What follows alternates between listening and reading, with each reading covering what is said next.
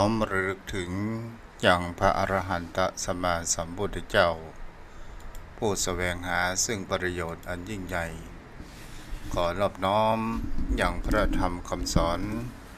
ในศาสนานี้ที่องค์สมเด็จพระสัมมาสัมพุทธเจ้าได้ตรัสแสดงไว้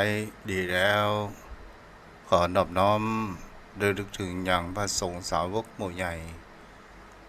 ผู้ปฏิบัติดีปฏิบัติชอบผู้หมดจดโดยผู้มีผู้มีความเห็นตรงโดยเส้นก้าวของข้าพเจ้าและขอถวายความเคารพนอบน้อมไว้สาไปยังครูบาอาจารย์พระเถรานุเถระพระภิกษุสงฆ์สามเณรพระสังฆาธิการทรงสมณศักดิ์ปัณฑิตนักปราชญ์ท่านผู้มีความรู้ทุกรูปทุกตนทุกองค์มาโดยความเคารพพระขอเจริญสุขสวัสดีมายังพ่อออกไม่ออกศรัทธาจงป่อยมแม่ป่อมอนแม่มอนป่ออุ้ยแม่อุ้ยปีป่านาอาท่านผู้ฟัง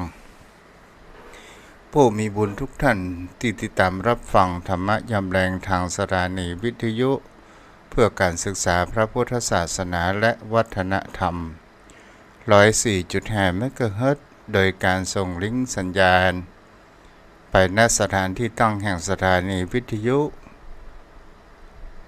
คือวัดไฟหินตำบลสุเทพอำเภอเมืองจังหวัดเชียงใหม่โดยความเมตตาธรรมของท่านอาจารย์พระครูสมุวิศวัตรวรกิจโจผู้อำนวยการสถานีวิทยุพระพุทธศาสนาแห่งนี้โดยความเมตตาธรรมของท่านอาจารย์พระครูวันนี้เราก็มาอยู่กับกันในช่วงของปลายเดือนวันนี้เป็นวันศีลวันพระเป็นวันอัฐมีบูชาเป็นวันที่หลังจากพระพุทธองค์นั้น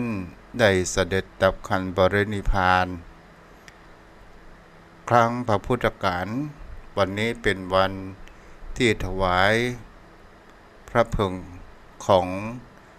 องค์สมเด็จพระสัมมาสัมพุทธเจ้าหมู่เฮาเป็นชาวพุทธก็ควรน้อมระลึกถึงยังพระธรรมคำสอนของพุทธองค์พุทธองค์นั้นได้ตรัสบอกไว้ว่าพระธรรมคำสอนและพระวินัยซึ่งเป็นตัวแทนของพระพุทธองค์ผู้ใดเห็นธรรมผู้นั้นเห็นพระตถาคตโยมพ่อโยมแม่ท่านผู้ฟังในคำนี้เป็นสิ่งที่คนเฮานั้นควรจะได้น้อมนำมาศึกษาและพิจารณากันไปว่าในสิ่งที่พระพุทธองค์นั้นได้ค้นพบในแห่งเขาว่ารักปฏิจจสมุปบาททุกสิ่งทุกอย่างนั้นอาศัยซึ่งกันและกันสิ่งนี้มีเพราะเหตุสิ่งนี้มีสิ่งนั้นจึงมีสิ่งนี้เกิดสิ่งนั้นจึงเกิดมันเป็นธรรมที่มีแห่งความว่าความมีเหตุและปัจจัยในสิ่งที่มันเกิดขึ้นแล้วเราก็จะมาอู้จากันในเรื่องแห่งเขาว่าวันนั้นก็ได้อู้ว่าเหตุอวิชชาเป็นตัวต้นเหตุทุกสิ่งทุกอย่างทุกเรื่องอวิชชานั้นก็คือความที่คนเหล่านั้นเกิดแห่งความว่าความบรรลุหรือว่าความเข้าใจผิดในสิ่งที่ผู้คนเหล่านั้นก็ลองพิจารณาดูไปอวิชชาก็คือความเข้าใจว่าการเกิดในสวรรค์เป็นยอดแห่งความสุขหรือบางกลุ่มบางก้อนก็ว่าเข้าใจว่าการฆ่าคนนั้นนี้เสียได้เป็นความสุขบางครั้งบางคราวอย่างพิธีบวงสรวงฆ่าสิ่งที่เป็นสัตว์เดรัจฉานก็ตาม โดยการที่เฮาเข้าใจว่าเฮาจะได้ไปเกิดในสวงสวรรค์ดังนี้นี่ก็เป็นสิ่งที่ผู้คนเฮาเข้าใจความที่มันเกิดแห่งความผิดพลาดเข้าใจว่าความเป็นพรหมแล้วจะกลับมาเกิดเข้าใจว่าในการเข้าใจว่าจะไปนิพพานโดยการบำเพ็ญตบะเข้าใจตัวตนอันนี้นั่นแหละจะไปเกิดนั่นเป็นนี่บางครั้งบางคราวก็บอกว่าเข้าใจว่าตายแล้วสูญโยมพ่อโยมแม่ในหลักแห่งอวิชชาก็คือมีความเข้าใจผิดในสิ่งที่มันเกิดขึ้นในสิ่งที่มันขาดเหตุและปัจจัยในสิ่งที่ผู้คนเฮานั้นจะเห็นได้ว่าอวิชชาเนี่ยก็คือตัวหลงตัวแห่งความมืดบอดมหันต์แสงสว่างอุปมาก็เหมือนดังพระอาทิตย์โดนเมฆบดบังบ่สามารถที่จะสาดแสงเข้าสู่บนโลกใบนี้นั้นได้แต่สิ่งเหล่านี้เป็นสิ่งที่คนเฮานั้นก็สามารถที่จะศึกษาและเข้าใจจ้าเข้าใจโบยดีกว่าเฮาบ่เข้าใจในแห่งกฎแห่งธรรมชาติถ้าว่าเฮาโดนแห่งเขาว่าอวิชชาความมืดบอดในสิ่งที่คนเฮาเกิดแห่งความเข้าใจผิดอย่างเช่นฆ่าตัวตายแล้วจะเป็นความสุข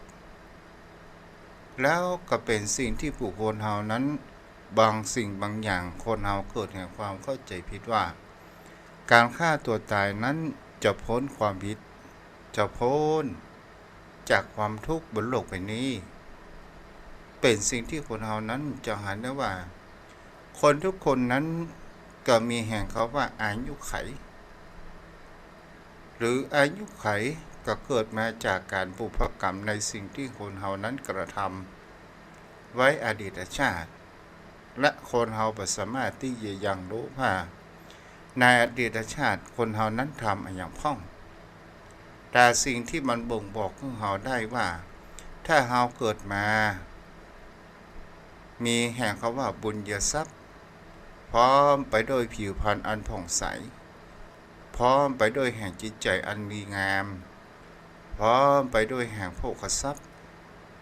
และบริวารทรัพย์ก็ถือว่าในบุพกรรมของคนเฮานั้นก็มีสิ่งที่ก่อให้เกิดแห่งความครบในการบำเพ็ญกุศลในสิ่งที่เป็นอดีตชาติของคนเฮาแต่คนเฮานั้นบางคนบางท่านเกิดมาในชาตินี้ถึงจะมีโภคทรัพย์มีผิวพรรณแต่ขาดแห่งความอบอุ่นจากครอบครัวต่างๆนานาก็เพราะว่าในอดีตชาติเฮาจะอาจทำอันอย่างไว้เฮาก็บ่สามารถที่จะรู้ได้แต่สิ่งที่เฮารู้ได้รับธรรมของพระพุทธองค์บอกว่าอยู่ปัจจุบันณขณะในสิ่งที่เฮาเป็นอยู่ปัจจุบันเป็นสิ่งที่คนเฮานั้นอยู่ณเดี๋ยวนี้เฮานั้นเกิดมีแห่งคำว่าสติสำรวมแห่งความคิดสำรวมกายวาจาใจของคนเฮาและเฮาจะเห็นได้ว่าเมื่อ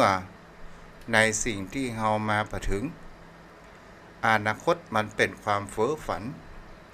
อนาคตเป็นสิ่งที่บางสิ่งบางอย่างบ่สามารถที่จะเกิดขึ้นได้ตามที่เฮาใจเฮาปรารถนาบางสิ่งบางอย่างก็เกิดบางสิ่งบางอย่างนั้นมันบ่เกิดแต่ปัจจุบันณขณะนั้นก็หมายถึงคำว่าณเดี๋ยวนี้เฮาหานอันอย่างพ้องแล้วเฮาจงอยู่กับปัจจุบันแล้วถ้าเฮามีความใฝ่ฝันในอนาคตมากเกินไปในสิ่งที่ก่อให้เกิดแห่งความโลภความหลงความโกรธอย่างก็ตามบางสิ่งบางอย่างคนเฮานั้นฝันไปไกลเกิน แล้วก็จะก่อให้เกิดแห่งความประสมหวังแล้วก็จะก่อให้เกิดแห่งความทุกข์ใจเกิดขึ้นในภายหลังนี้เองโยมพ่อโยมแม่คนเฮาทุกคนต้องการหวังแห่งความสุขเหมือนกันทุกคนเรามีภัยที่จะหวังแห่งความทุกข์แต่คนเฮานั้นหวังในสิ่งเหล่านี้แล้วบางครั้งก็สมหวังและบางครั้งก็ประสมหวังอันนี้ก็คือเป็นตัวเหตุให้ทำให้สังขารเกิดขึ้นสังขารก็คือความนึกคิดกระบวนแห่งความคิดหรือความปรุงแต่งชมพ่อชมแม่การคำว่าปรุงแต่งก็คือเป็นสิ่งที่เมื่อเราปรุงแต่งแล้วและมันก็มีแห่งว่าการกระทำที่เราว่ากรรมจะเกิดขึ้นได้ก็อยู่ที่แห่งความตั้งใจหรือว่าอยู่ที่แห่งคำว่าเจตนาถ้าเป็นการกระทำที่ดีเราก็เรียกว่ากรรมดีนั้นก็คือบุญก็คือความสบายใจที่มันก่อให้เกิดทั้งปัจจุบันณขณะและในอนาคตก็คือวันพรุ่งนี้และก็เป็นบุญญาทรัพย์ที่จะนำพาจิตดวงวิญญาณของเราไปในสู่ทางที่ดีแต่ถ้าว่าเราเป็นคนทำกรรมสิ่งที่บดีเกิดขึ้นก็เรียกว่ามันเป็นอกุศลหรือว่าอบุญหรือว่าเป็นบาปที่เราเข้าใจและบางสิ่งบางอย่างคนเราบางครั้งก็เป็นอเนชยาก็คือเป็นสิ่งที่กึ่งกลางๆโยมพ่อโยมแม่เป็นบางคนบอกว่าเฮาทำบุญล้างบาปได้ก่อนถามว่ามันก็เหมือนกับตาจ้างถ้าเฮาทำสิ่งบดีไว้มากมันก็คงหนักถ้าเราทำสิ่งที่ดีมันมีน้อยมันก็คงจะแต่จากนั้นมันก็คงแบกมาตามฝ่ายบุญกุศลนั้นบ่ค่อยได้นักแต่ถ้าว่าเราทำบุญกุศลนักก็ฝ่ายแห่งเขาว่าบุญกุศลนักแต่ฝ่ายที่เป็นบาปนั้นก็คงจะเบานี่แหละก็เขาก็พิจารณากันไปเนาะตัวนี้ก็คือเป็นตัวทำอวิชชาเป็นตัวเหตุและปัจจัยที่ทำให้สังขารคนเราเกิดเมื่อสังขารเกิดแล้วก็วิญญาณก็เกิดความตระหนักรู้ในเกี่ยวกับการรับรู้อารมณ์ที่เข้ามาสัมผัสทางประสาททั้งห้าคือตาหูจมูกลิ้นกายใจนั่นเองนี่แหละโยมพ่อโยมแม่ถ้าวิญญาณเป็นตัวนักรู้อันอย่างพ่องรับรู้แห่งอารมณ์ต่างๆนานาที่มันเกิดขึ้นตัวสังขารเนี่ยเป็นตัวที่ปรุงแต่งเพื่อทำให้เกิดแห่งคำว่าวิญญาณในที่นี้เป็นคุณสมบัติแห่งความปรุงแต่งปะนั้นก็ได้อู้กับปะนั้นไปแล้วพลังแห่งสังขารนี้ก็คือกรรมที่มันปรุงแต่งและปฏิสนธิวิญญาณคุณสมบัติทำให้เกิดในภพใดๆก็ได้มันก็ขึ้นอยู่ว่าเราจะมีแห่งเขาว่าเข็นทิศเกิดขึ้นอย่างใดนั่นเองศรัทธาญาติโยมพระพุทธองค์นั้นก็ได้โค้นแห่งสัจธรรมซึ่งปฏิจจสมุปบาทก็คือกฎแห่งคำว่าอริยสัจสี่มันเป็นเหมือนกับว่าภาพแห่งคำว่าใหญ่หรือว่าเป็นหัวข้อใหญ่ปฏิจจสมุปบาทนี้ก็เป็นข้อย่อยถ้าเมื่อเฮานั้นได้หันกระบวนการว่าทำไมเนาะ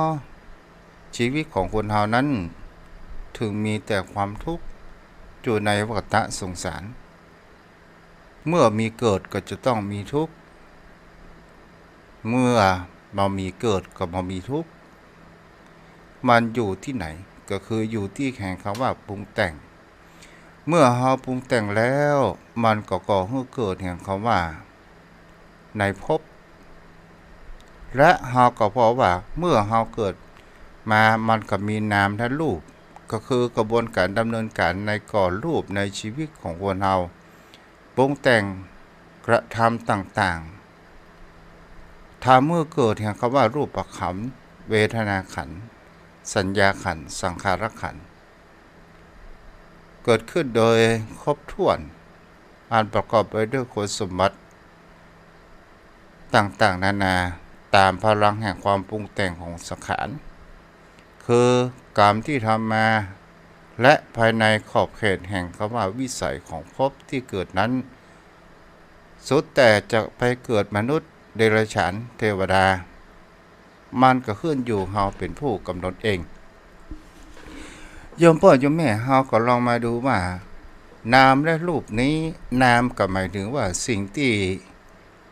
เฮาแตะต้องมาได้แต่เฮามีความรู้สึกได้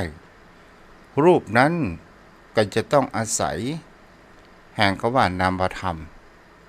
ถ้ามีเฉพาะรูปอย่างเดียวมามีนามธรรมเข้ามาเป็นปัจจัยตัวปรุงแต่งมันก็บ่สามารถที่จะทำงานอย่างนั้นได้เมื่อมีนามและรูปแล้วซึ่งเป็นตัวเหตุทำให้เกิดแห่งคำว่าสลายตนะสลายตนะก็คือชีวิตที่จะมีสนองแห่งความต้องการเพราะว่ามันพร้อม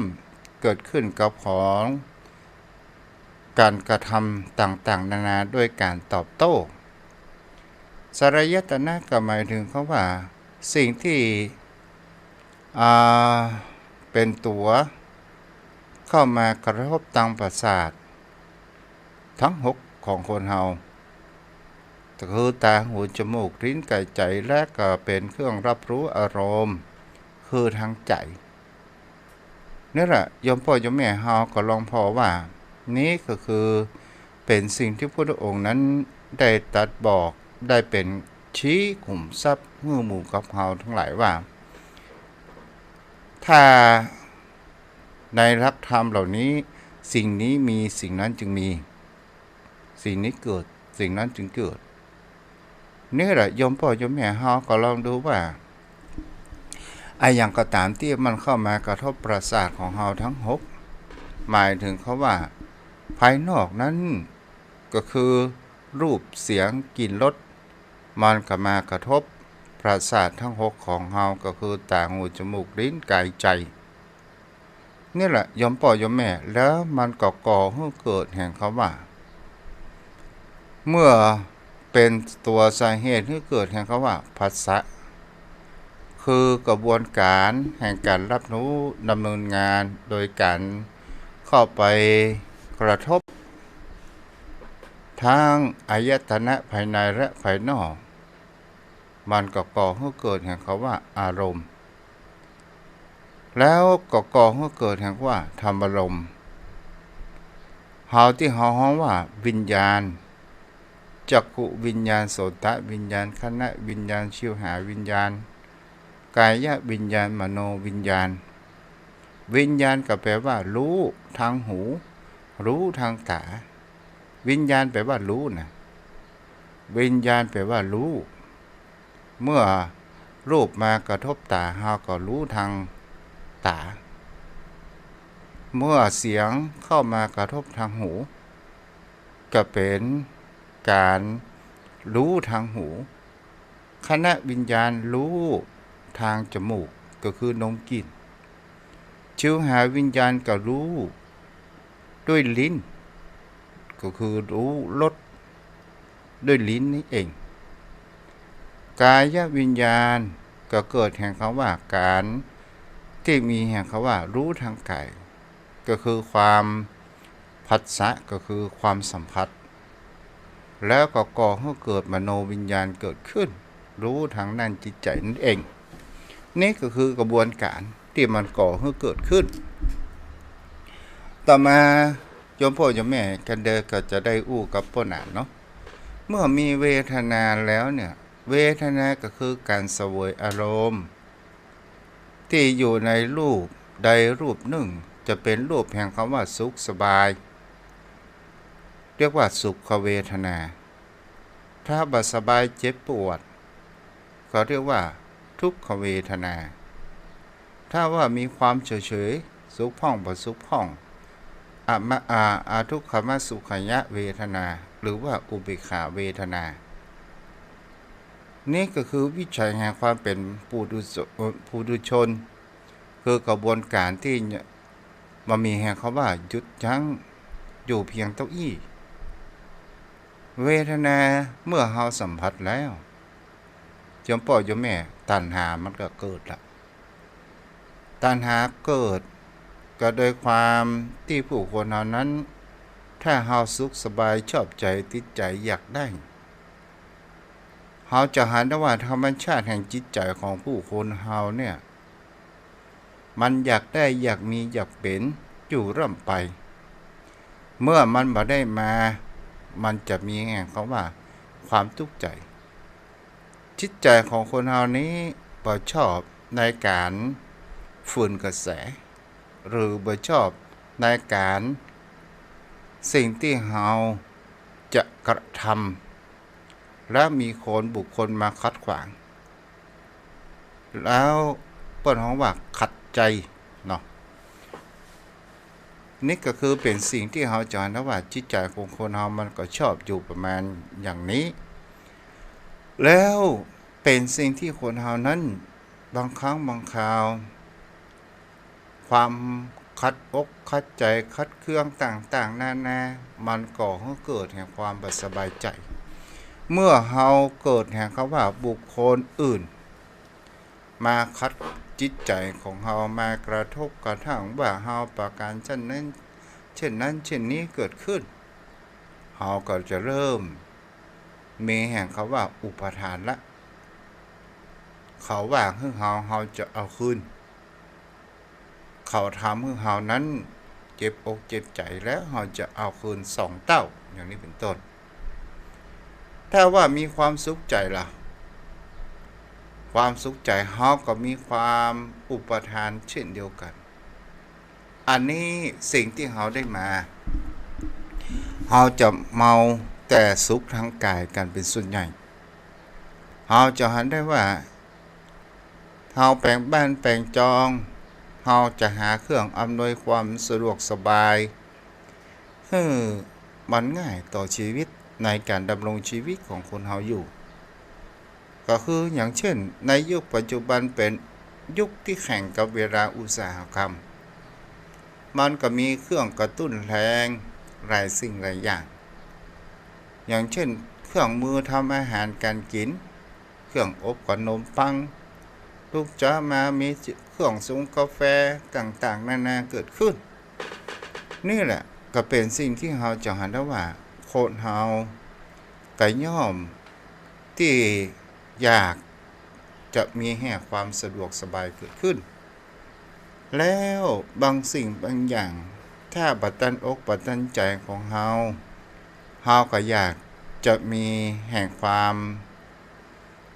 ถ้ามันจะทุกข์ขัดใจของเฮาจะแสวงหาดิ้นออกจากความทุกข์เมื่อเฮาดิ้นออกความทุกข์และไปหาสิ่งใดสิ่งหนึ่งเฮาว่าเป็นความสุขแล้วมันก็บ่เป็นความสุขเสมอไปมันก็มีความทุกข์แต่ถ้าว่าสิ่งที่ต่างๆนานาถ้าว่าเฮาบ่มีความปรุงแต่งเห็นสักแต่ว่าเห็นได้ยินเสียงแต่ว่าได้ยินลิ้มรสสักว่าได้ลิ้มรสกลิ่นที่เข้ามากระทบจมูกจะเป็นกลิ่นหอมกลิ่นเหม็นเฮาก็สักว่ารู้กลิ่นแต่จิตใจของคนเฮานั้นมันที่จะวางเป็นกลางบ่สุขบ่ทุกข์นั้นคือคำว่าอุเบกขาถ้าบุคคลผู้ใดวางจิตใจแห่งความเป็นกลางหมายถึงเขาว่าบุคคลที่บ่มี ถึงอะไรอย่างเข้ามากระทบก็ตามเฮาบ่ปรุงแต่งมันก็จะก่อให้เกิดแห่งการที่เฮาบ่เข้าไปยึดมั่นในอารมณ์นั้นอุปทานตัวนี้เองเป็นก่อให้เกิดแห่งคำว่าภพมันจะเกิดมาแห่งคำว่าเจตนาก็คือเป็นเจตจำนงที่การกระทำได้มาแห่งความยึดมั่นถือมั่นของผู้คนเฮานั้นคือกระบวนการพฤติกรรมมันก่อให้เกิดแห่งคำว่าภพเป็นแห่งประการหนึ่งกรรมดีกรรมชั่วอเนชยาอเนชาอเนชชาเนาะก็คือความสดคล้องแห่งคำว่าตัณหาอุปทานอย่างเช่นอยากไปสวรรค์ก็โดยเฮาก็มาฮู้เท่าถึงการว่าสวรรค์ไปเป็นเทวดาไปเป็นสิ่งนั้นสิ่งนี้และเฮาจะมีความสุขสบายมันจะสุขสบายจริงหรือไม่ก็เป็นสิ่งที่คนเฮานั้นก็มาฮู้เขาว่าสวรรค์อยู่ในอกนรกอยู่ในใจสวรรค์บนดินก็คือความสุขสบายที่มีแห่งความพร้อมไปต่างๆนานาความสุขสบายสวรรค์บนดินนั้นมันเกิดจากอะไรอย่างพ้องยมพ่อยมแม่มันก็มีสิ่งที่จะหันได้ก็คือการที่เฮานั้นช่วยเหลือบุคคลอื่นเอื้อเฟื้อในการที่คนเฮานั้นได้พลังงานสิ่งเหล่านี้แล้วเฮามีความสุขสบายใจเหมือนกับข่าวที่โรงงานแห่งหนึ่งที่เจ้าสัวนั้นได้ฮือบ้านฮือที่กับลูกน้องผู้ใกล้ชิดที่มีความซื่อสัตย์และทำมาหากินแบบพี่แบบน้องอันนี้จะหันได้ว่าความสุขของเปิ่นนี้ก็คือสวรรค์บนดินต่อมาความสุขที่แห่งคำว่ารักษาศีลการรักษาศีลบางคนนั้นก็หลงในแห่งเขาว่าตัวเองเป็นบุคคลที่มีความเข่งในศีลบุคคลอื่นมามีความเข่งในศีลอย่างนี้ก็เป็นสิ่งที่บางครั้งบางคราวก็จะทำให้อุปทานเกิดขึ้นได้ในชีวิตเช่นเดียวกันเมื่อคนเฮานั้นเกิดมีภพก็คือสิ่งที่มันปรากฏอุปติภพเกิดขึ้นได้เพราะว่ามันมีขันธ์ทั้งห้าเจ้าพ่อเจ้าแม่นี่ก็คือกระบวนการที่อันเป็นก่อให้เกิดผลักดันก่อให้เกิดแห่งคำว่าชาติก็คือการเกิดเมื่อเข้ามาแล้วมันก็คือกระบวนการของคำว่าขันธ์ห้าก็คือนามและรูปที่ได้อุปไปมันก็จะมีการหมุนเวียนเกิดขึ้นตั้งอยู่และก็ดับไปมันไม่มีอย่างแน่นอนชรามรณะก็คือความเสื่อมโทรมแตกดับแห่งกระบวนการของชีวิตสำหรับบุคคลหาความเป็นปุถุชนชรามรณะนี้ย่อมคุกคามบีบคั้นที่เฮาหันอย่างชัดเจนและแฝงซ่อนอยู่ในจิตใต้สำนึกของบุคคลเฮาตลอดเวลานี้ก็คือวงจรที่ก่อให้เกิดแห่งความทุกข์โศกะปริเทวะทุกขโทมนัสโอปยาสะนี้ก็เรียกว่าความทุกข์ที่พระองค์นั้นค้นคว้าและเฮาเรียกว่าสมุทัยตัวต้นเหตุสมุทัยในอริยสัจสี่เป็นตัวต้นเหตุกระบวนการแห่งความทุกข์เรียกว่าปฏิจจสมุปบาทยมพ่อยมแม่นี้ก็คือเป็นตัววงจรที่ทำให้คนเฮานั้นทุกข์และเฮาจะดับอย่างใดและเฮาจะควรปฏิบัติอย่างใดเมื่อเกิดแห่งเขาว่าเฮาจะพ้นแห่งเขาว่าวัฏสงสารได้บางจากเฮาก็ได้ บางชาติเฮาก็บ่ได้บางชาติเฮาก็ได้เรียนรู้ธรรมะเฮามีบุญญาบารมีที่เฮาสั่งสมมาเฮาอาจจะแก้ไขปัญหานี้พอไปได้แล้วอันหยังล่ะก็คือจะต้องมีแห่งเขาว่าการศึกษาเมื่อเรียนรู้แล้วถ้าเรียนรู้แต่บ่นำเอาไปใช้มันก็บ่เกิดประโยชน์ก็สาธารณญาติโยมทั้งหลายเอาพวกนั้นมาแล้วเนาะครับแทบใจไว้สาเมตตาธรรมท่านพระคุณเจ้าด้วยความเคารพอย่างสูงยิ่งครับขอกราบไว้สาครับเจ้าเพราะนั้นถ้าเราจะดับสิ่งเหล่านี้ได้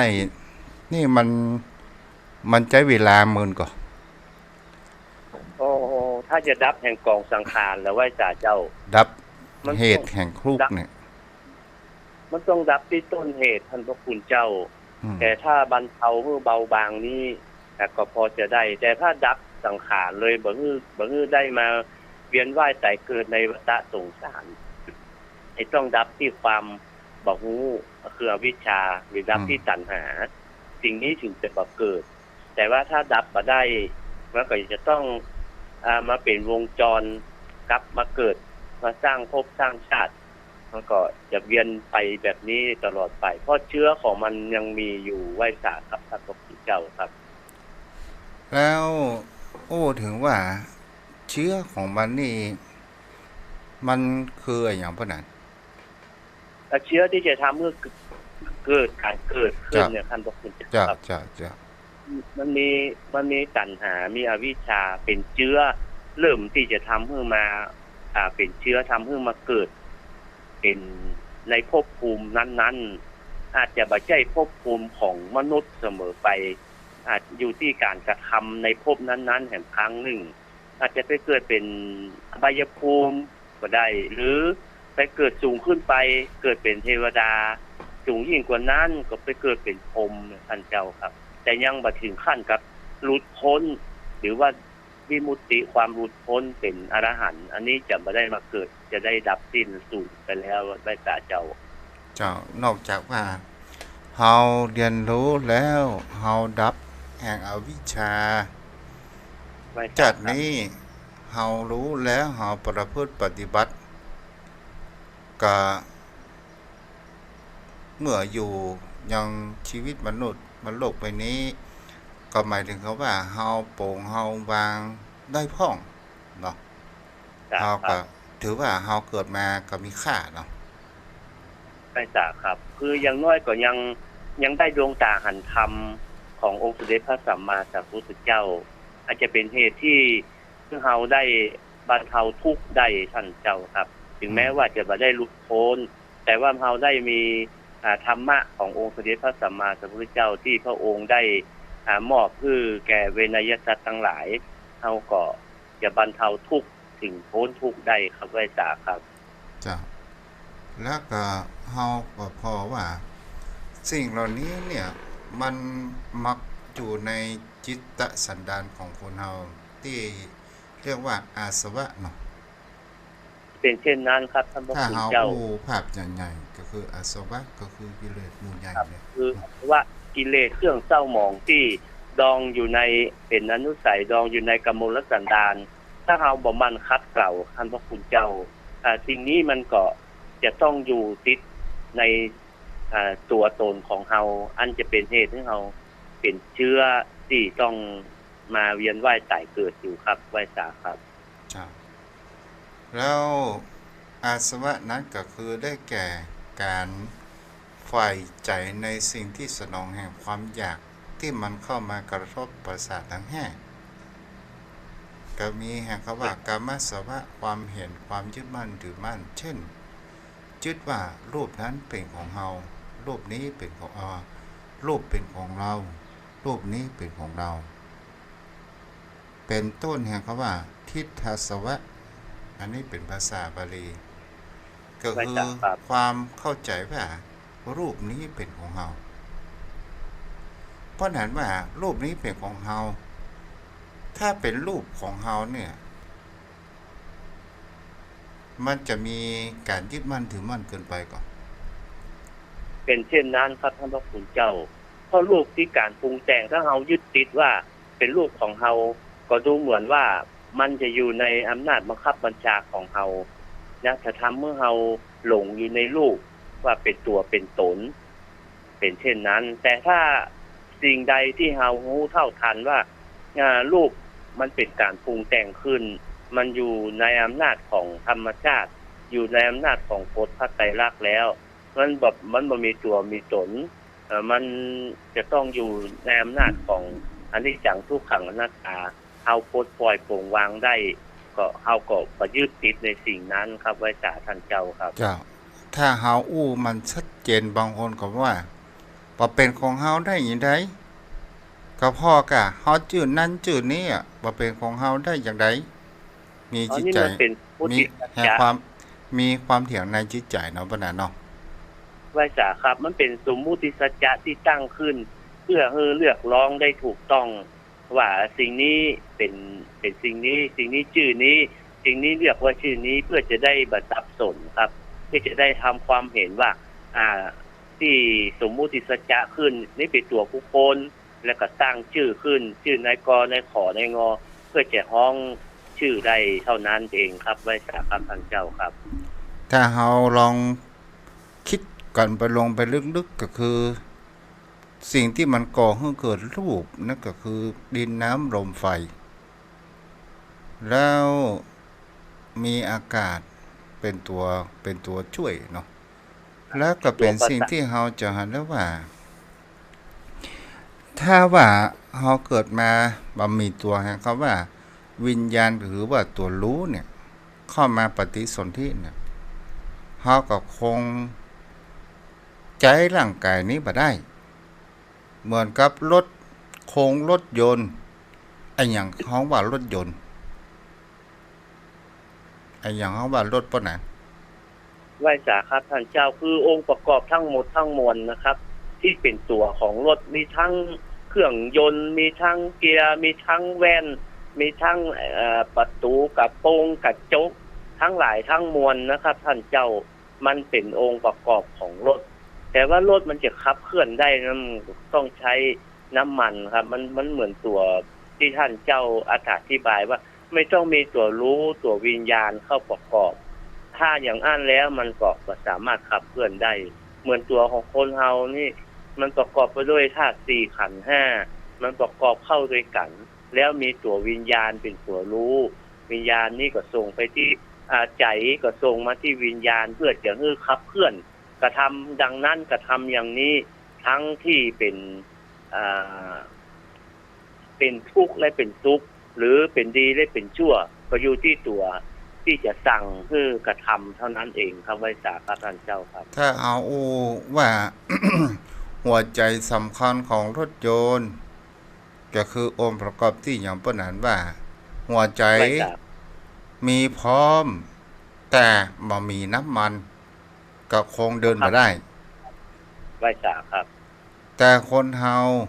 มีทุกสิ่งทุกอย่างพร้อมดินน้ำลมไฟก่อเป็นรูปเกิดขึ้นมาถ้ามันมีแห่งตัวแห่งคำว่าตัวรู้วิญญาณมันก็คือเหมือนกับท่อนไม้และท่อนฟืนที่เขาเอาขว้างไปเสียแล้วเนาะไว้สาเป็นเช่นนั้นครับเพราะมันมีตัวสั่งงานครับไว้สาครับท่านเจ้าครับถ้ามีรถมามีน้ำมันก็คือเป็นโครงสร้างร่างงานเนาะครับเป็นรูปร่างประพันธ์สันฐานไว้เฉยๆแต่ว่าสามารถฝนไปกับพวกไปตามอัตภาพเนาะครับเป็นไปตามกาลเวลาก็ผุพังไปมันก็สามารถที่ใช้การใช้งานได้เหมือนบุคคลเฮาก็เช่นเดียวกันถ้าตัวรู้บ่เกิดขึ้นเหมือนกับบุคคลที่เพิ่นมีความบกพร่องทางด้านจิตเป็นอัลไซเมอร์นะครับมันบ่สร้างการสร้างงานอย่างก็อยู่ในรูปร่างของสังขารเดี๋ยวมันก็ตั้งอยู่บ่ได้นานมันก็ต้องอันตรธานพังทลายไปเช่นนั้นครับไว้สาครับเถิงอย่างครับทางวิทยาศาสตร์แปลว่าร่างกายของคนเฮานี่มันก็มีไฟสถิตนะพวกนั้นมีครับท่านเจ้าครับหัวใจเฮาเนี่ยเป็นตัวต้นกำเนิดทุกสิ่งทุกอย่างนะใช่ครับอยู่ที่ใจสร้างงานครับใจเป็นประธานทุกอย่าง สำเร็จแล้วด้วยใจทั้งนั้นครับท่านเจ้าครับเจ้าจะดีจะชั่วอยู่การกระทำนั้นมันก็ถูกสั่งงานโดยใจครับจะทำดีจะทำดีหรือทำชั่วอย่าสูงอย่าต่ำนั้นมันอยู่ที่จิตใจเป็นผู้สั่งงานทางนั้นไว้สาเจ้าครับเจ้านี่ก็เป็นสิ่งที่พิจารณาสังเกตว่าทุกสิ่งทุกอย่างนั้นมันก็อยู่ที่องค์ประกอบและสิ่งที่สำคัญของรถยนต์คืออย่างพวกนั้นสิ่งที่คือถ้าองค์ประกอบนี้ต้องมีครบพร้อมเหมือนร่างกายของคนเอาอาการ32สิ่งที่สำคัญมากที่สุดมันจะต้องมีน้ำมันที่จะทำให้มันขับเคลื่อนทำงานได้ครับไอ้จ่าเจ้าเหมือนร่างกายของเราเนี่ยท่านเจ้ามันพิการส่วนใดส่วนหนึ่งแต่ว่าถ้าส่วนที่มันสำคัญที่สุดก็คือใจครับถ้าใจสั่งงานสั่งการสั่งงานได้ไอ้ส่วนที่มันพิการมันพอประทังชดใช้ทดแทนกันได้ครับท่านเจ้าครับในร่างกายสังขารมันบางครั้งแขนขาดไปครั้งหนึ่งมันก็ยังสามารถทดแทนอย่างอื่นได้ครับว่าจากครับท่านเจ้าครับในที่นี้ที่เฮาอู้ถึงเพราะว่าสิ่งที่สำคัญรถนั้นติดเครื่องติดอะไรอย่างได้เดินได้สิ่งที่หัวใจสำคัญที่องค์ประกอบแหมอย่างหนึ่งนั่นก็คือเบรกนะเพราะนั้นเบรกนี่เหมือนสตินะท่านเจ้าครับมันเป็นห้ามไว้เหมือนสติสัพพัญชยะอยู่ที่ตัวเบรกเพราะว่าถ้าขาดตัวเบรกแล้วมันก็จะประสบอุบัติเหตุอันตรายได้ตัวนี้เป็นตัวห้ามไว้เป็นตัวห้ามที่บ่คือไปกระแทกไปชนเหมือ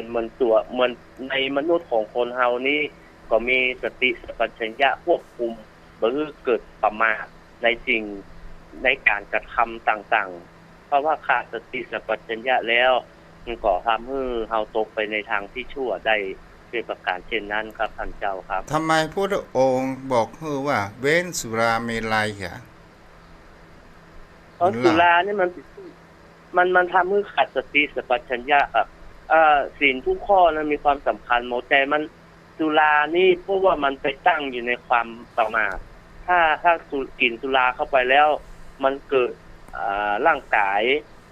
ทำให้เกิดเป็นโรคมันมีสติบ่มีความละอายในเมื่อมันมีสติแล้วมันสามารถทำทุกอย่างได้เป็นเช่นนั้นครับท่านเจ้าครับอาจจะฆ่าลักทรัพย์ผิดกาเมสุมิจฉาและก็มุสาอย่างนี้เพราะว่าขาดสติตัวนี้ครับไว้จากครับท่านเจ้าครับเนาะและก็เป็นสิ่งที่เราจะหันได้ว่าถ้าเฮาอู้ไปทางศัพท์วิทยาศาสตร์ก็คือบ่สามารถที่จะควบคุมอารมณ์มันก็ก่อให้เกิดแห่งเขาว่าความพลาดในชีวิตเกิดขึ้นในเพียงแค่ชั่วพริบตาเนาะปะนะเนาะครับไว้สาครับท่านเจ้าคือความผิดพลาดนะครับถ้าทำไปน้อยนิดน่ะมันก็มีโทษอย่างมหันต์นะครับอย่างสติอย่างที่บอกว่าโดยความบ่ยั้งคิดเนี่ยมันจะเกิดความกินแหนงที่หลังขาดสติไปน้อยเดียวบ่ได้ท่านพระคุณเจ้าทำให้เกิดเรื่องเกิดราวถ้ายับยั้งได้เฮาก็ยังอยู่ได้แต่ถ้ายับยั้งบ่ได้บางทีไปเกิดโมโหความโกรธเข้ามาด้วยการขาดสติก็ทำให้เฮาต้องได้รับโทษบางทีก็ติดคุกติดตารางมันเกิดการทะเลาะวิวาทฆ่าฟันแทงกันเพราะว่าเฮาขาดสติไปน้อยเดียวบ่ได้ครับไว้สาครับท่านเจ้าครับเจ้านี่ก็เป็นแค่ชั่วพริบตาเนาะไว้สานี่ก็คือเป็นสิ่งที่เฮาจะเห็นได้ว่าชรามรณะเนี่ยมันเป็นเครื่องหมายความเสื่อมสิ้นสลายเช่นนั้นครับซึ่งถ้าเฮาขัดกับอาสวะหรือว่ากิเลสเช่นในทางด้านกามสวะชรามรณะในความเป็นปุถุชนในสิ่งที่เฮารู้ว่าคนเฮาทุกคนจะต้องมีความพลัดพรากในสิ่งที่เฮาชื่นชอบเฮาปรารถนาเฮาบ่อยากจะให้มันขาดบ่อยากจะให้มันพลัดพรากมันก็คงเป็นไปได้ยากมันของพวกนั้นครับเพราะมันเป็นไปตามโลกธรรมของมันเองมันเป็นเช่นนั้นมันตั้งอยู่บ่ได้นานครับท่านพระคุณเจ้าแม้ทุกข์และสุขมันก็ไปตามกาลเวลาของมันเองอย่างที่ท่านเจ้าได้อธิบายว่าเห็นสักว่าเห็น รู้แต่สักว่ารู้ แต่ก็คงจะมีพระอริยเจ้าเท่านั้นที่บ่ได้ยึดติดในสิ่งนี้ครับแต่สำหรับปุถุชนนั้นอิทธารมในฝ่ายที่ปรารถนาของโลกธรรมนะครับอันมีสุขมีสรรเสริญมียศมีลาภย่อมติดอยู่ครับไว้สาค่ะท่านเจ้าครับแล้วก็เป็นสิ่งที่ถ้าเราศึกษาไปแหมด้านหนึ่งก็บอกเป็นสิ่งที่คนเฮานั้น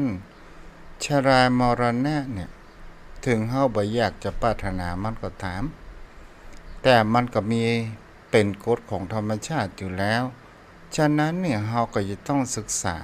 ว่ามูลฐานของชีวิตของคนเฮาเนี่ยมันต้องมีเกิดแก่เจ็บตายมันเป็นกฎของระบบกฎเกณฑ์ของธรรมชาติแม้โลกใบนี้ก็เช่นเดียวกันนะพ่อน่ะเนาะมันก็ต้องมีเกิดมีแก่มีเจ็บและมีตายตอนนี้โลกของเฮาถ้าอุปมาเป็นคนก็อยู่ในท่ามกลางแห่งเขาว่าวัยกลางคนแล้วเนาะพ่อน่ะเนาะมันเปลี่ยนไปแล้วเป็นเช่นนั้นครับท่านเจ้าครับเจ้ามันเป็นกฎของธรรมชาติครับที่เกิดขึ้นแล้วก็มีการตั้งอยู่แปรปรวนแล้วก็แตกสลายไปในที่สุดถึงแม้ว่าเราจะบ่คิดถึงมันแต่มันก็ต้องเป็นธรรมชาติของมันเป็นเช่นนั้นมันหลีกเลี่ยงบ่ได้ครับไว้สาครับท่านเจ้าครับเจ้าอันนี้ก็ลองได้ศึกษาถ้าพิจารณาดูแต่สิ่งที่คนเราจะต้องเตรียมพร้อมเพราะนั้นเราจะรู้ฝนเราจะรู้ว่าวันพรุ่งนี้จะมีพายุฤดูร้อนมีฝนมีมเหบเกิดขึ้นที่สระปีเพราะนั้นจะอย่างไรมันต้องมีการเตรียมครับการเตรียมเพื่อบรรเทาเหตุที่มันจะเกิดขึ้นบ่ฮื้อได้รับความอันตรธานหรือว่าความวิบัติครับเหมือนกับชีวิตของคนเฮาท่านพระคุณเจ้าอันเป็นอุปมาอุปไมยว่าเฮารู้อยู่ว่าความตายมันจะพึงเกิดแก่เฮาแล้วโดยแน่นอนที่บ่ต้องปฏิเสธความตายจะมาเกิดกับเฮาสิ่งที่เฮาจะขนขวายเพื่อเฮาจะได้เป็นบุญไปจังหน้าบ่ให้เฮาตกไปอยู่ในทางที่ชั่วคือไปเกิดอยู่สุคตินะครับเฮาก็ต้องสร้างเหตุแห่งความดีสร้างบุญกุศลอันเป็นที่ปึ้งของเฮาไปในปรโลกไปหน้าอันนี้เป็นบุคคลที่รู้เท่าทันในกองสังขารทั้งหลายทั้งปวงบ่ตกอยู่ในความยึดมั่นยึดติดอันจะเป็นเหตุให้เฮาลุ่มหลงและทำให้เฮาไปสู่สุคติได้ครับไว้สาธุท่านเจ้าครับเจ้าและก็เป็นสิ่งที่หมายถึงเขาว่าเฮาเตรียมรับมือของคนเฮามันถึงเกิดขึ้นก็คือการที่เฮาเจริญมรณานุสติว่าสักวันหนึ่งเฮาก็จะต้องตายวันนี้เป็นตาของเปิ้นก่อนวันหน้าก็คงจะถึงคิวของเฮาอย่างแน่นอนเนี่ยพนันเนาะเป็นเช่นนั้นครับสามารถที่จะหลีกพ้นได้ครับอันนี้เป็นสัจธรรมที่เที่ยงแท้แน่นอนเป็นความยุติธรรมแห่งกฎแห่งธรรมชาติสิ่งอย่างอื่นนี้ยังสามารถหลีกเลี่ยงได้แม้แต่ทำความผิดนะท่านพระคุณเจ้าถ้าเฮาความผิดแต่ว่ามันหาหลักฐานหาเหตุผลบ่ได้เฮาก็อาจจะพ้นผิดได้แต่ว่ากฎแห่งความตายนี่เฮาจะถูกเฮาจะผิดอย่างใดแต่เฮาก็จึงบ่พ้นเรื่องแห่งความตายได้ครับไว้สาธุท่านเจ้าครับเอานำปนันเนาะครับขอกราบแต่ใจเวสาเมตตาธรรมท่านเจ้าที่ฮื้อน้ำธรรมคำสอนอันเป็นแสงสว่างในการดำเนินชีวิตบ่ให้เฮาได้ยึดติดคือเฮาได้ปลดปล่อยโปร่งวางไปตามสติกำลังของเฮาครับขอไว้สาขอบพระคุณท่านเจ้าครับขอท่านญาติธรรมผู้มีจิตใจใฝ่ในธรรมทุกท่านทุกคนวันนี้เขาได้ศึกษาธรรมะไปด้วยกันก็ขอให้ธรรมะนั้นได้ถึง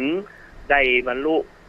ของท่านสาธุชนกัลยาณธรรมกัลยาณมิตรทุกท่านทุกคนครับขอบพระคุณครับสวัสดีครับเจ้าบุญรักษาเด้อปนันเด้อ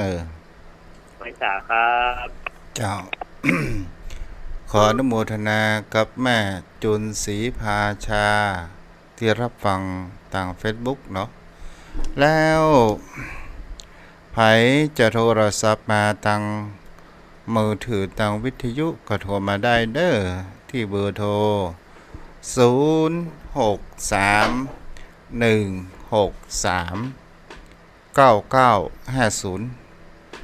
0631639950ค้างแห่ง8 นาทีเนาะเอาพักหอมปากหอมคอคนเล็กคนน้อยหายจะโทรมาก็โทรมาได้เด้อในตอนนี้เจ้า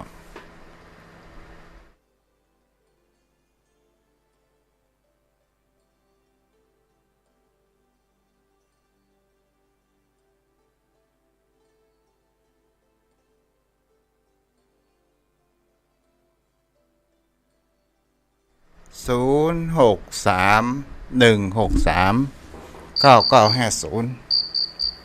เจริญพรแม่บัวบนไหว้สาท่านพระครูการเกิดแก่เจ็บตายมาแม่พอลูกแม่นะมาทีหลังไปก่อนแซงคิวไปก่อนแม่ต่อเขาได้24 ปีปลายพอ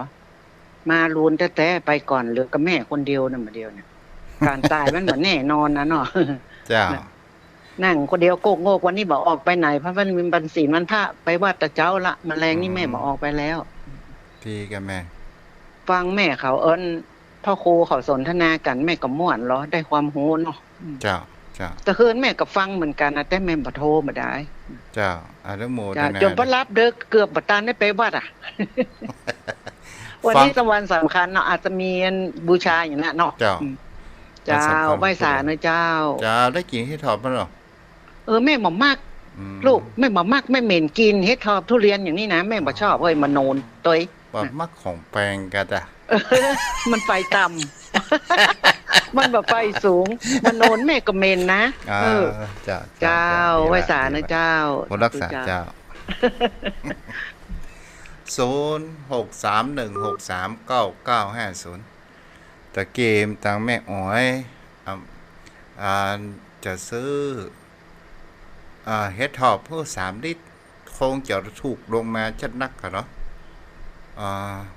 บางคนก็บอกว่าเหลือ190บางคนก็เหลือ150บางที่บางแห่งปีนี้นี่เฮ็ดทอบออกนักเนาะลูกกงเทวดาลูกจิ้นพญาอินเนาะ0631639950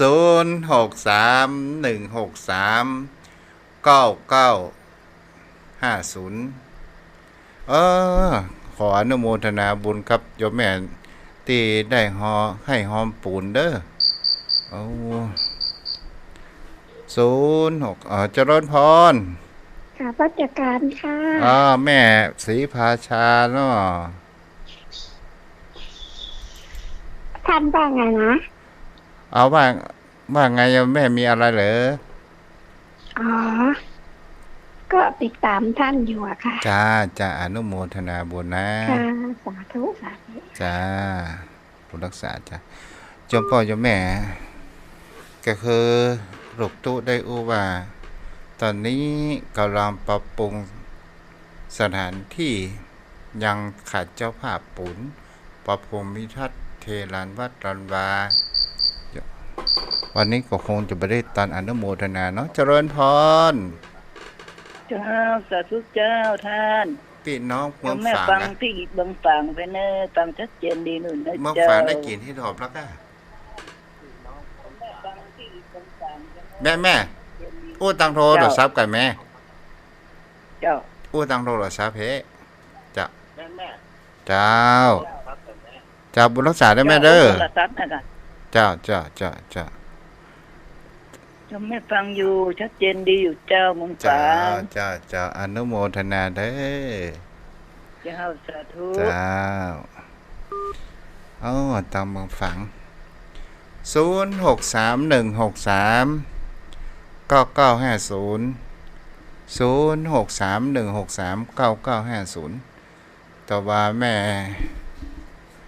ที่เพื่อนได้มาทำบุญเพิ่มเติมก็มีแม่บุญชุมบุญพิมล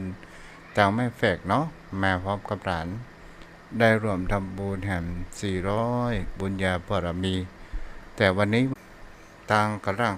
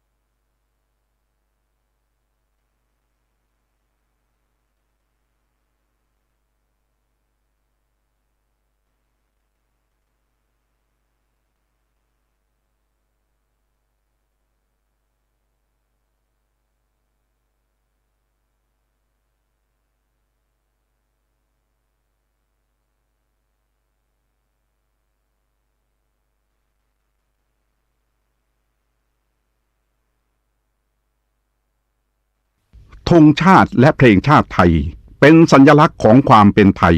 เราจงร่วมใจยืนตรงเคารพธงชาติด้วยความภาคภูมิใจในเอกราชและความเสียสละของบรรพบุรุษไทยประเทศไทยรวมและเชื้อชาติไทยเป็นประชารัฐผ้าไทยของไทยทุกส่วนอยู่ดำรงคงไว้ได้ทั้งมวล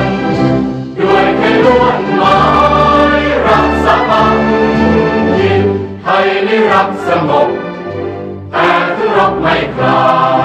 เอกราชจะไม่ให้ใครคุมขี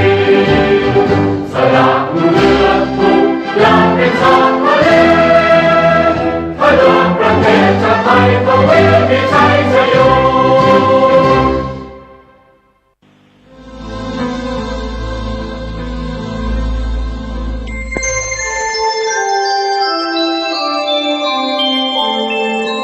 ขณะนี้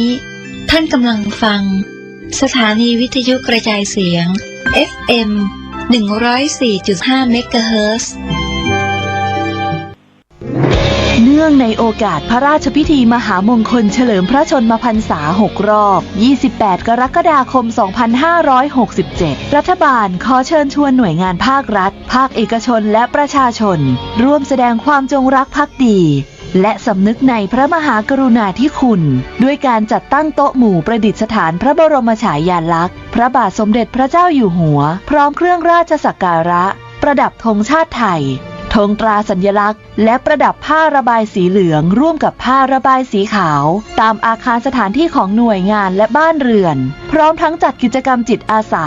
บำเพ็ญสาธารณประโยชน์เพื่อสืบสานพระราชปณิธานและบำเพ็ญสาธารณกุศลถวายเป็นพระราชกุศลตลอดปี 2567